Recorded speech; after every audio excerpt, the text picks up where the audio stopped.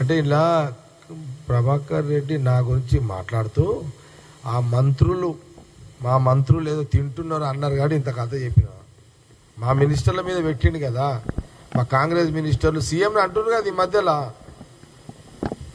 ఇప్పుడు ముఖ్యమంత్రిగా నిజం చెప్తున్నా భయ్,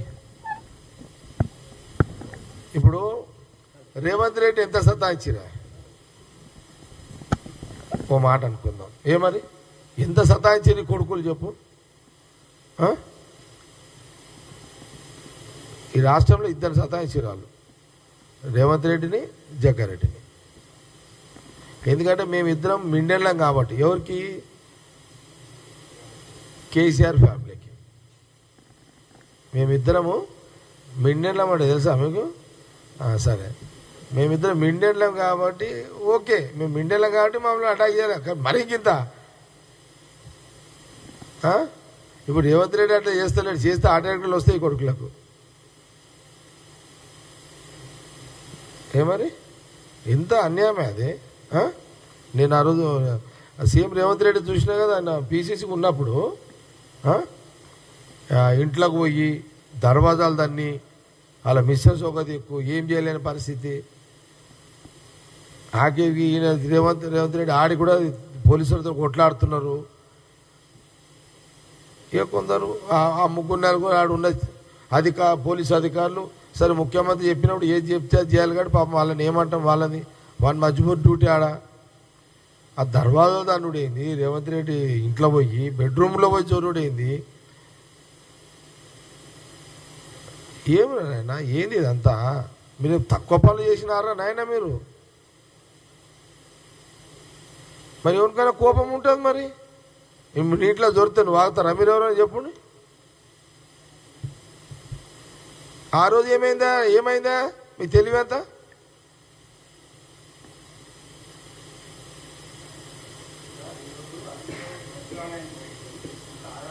వాడి సంగతి తర్వాత హరీష్ రావుది ఇది కానీ ముందు అయితే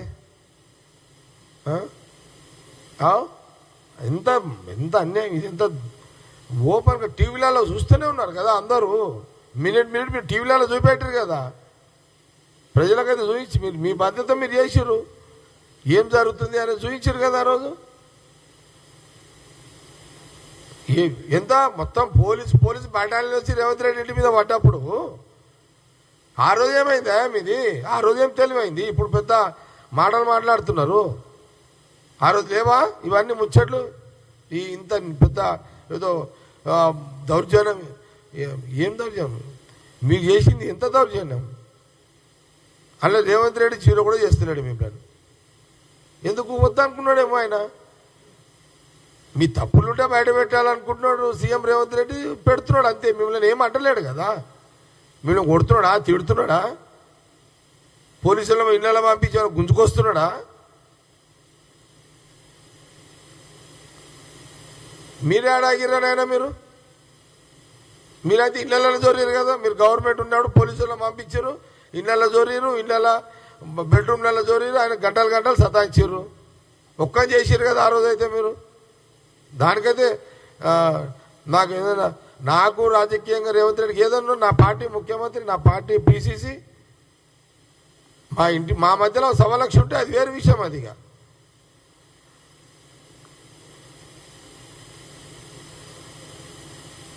కానీ మీరు చేసిన అరాచకం, అది అరాచకమైన పరిపాలన కదా,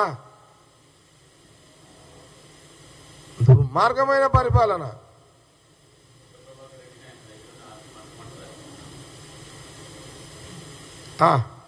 మంచి ప్రశ్న అడిగినావు. కొత్త ప్రభాకర్ రెడ్డి, నువ్వు నా గురించి మాట్లాడినావు కదా, నీ దగ్గర ఆస్తి పంచునా నాయన. నీ దగ్గర 1000 కోట్లు ఉంటే పంచు, నువ్వు మొగని అనిపించుకో చలో.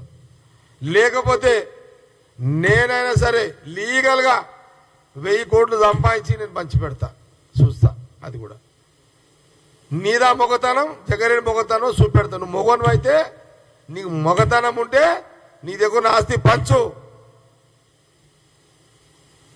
లేకపోతే నేను ఆల్రెడీ మొగోనే పంచుట్లా, నేనైనా లీగల్గా పంచి లీగల్ సంపాదించి పంచుతా.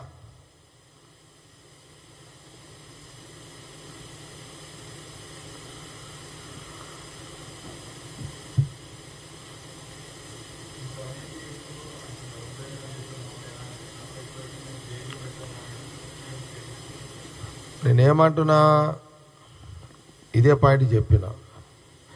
మీరు ఆ రోజు పిసిసి ప్రెసిడెంట్ హోదాలో ఉన్న కాంగ్రెస్ పార్టీ పిసిసి హోదాలో ఉన్న రేవంత్ రెడ్డి మీద చేసిన దౌర్జన్యము ఈరోజు సీఎం రేవంత్ రెడ్డి మీ మీద చేస్తలేడు, చెయ్యలేడు, ఇప్పటి వరకు మిమ్మల్ని ముట్టుకోలేడు.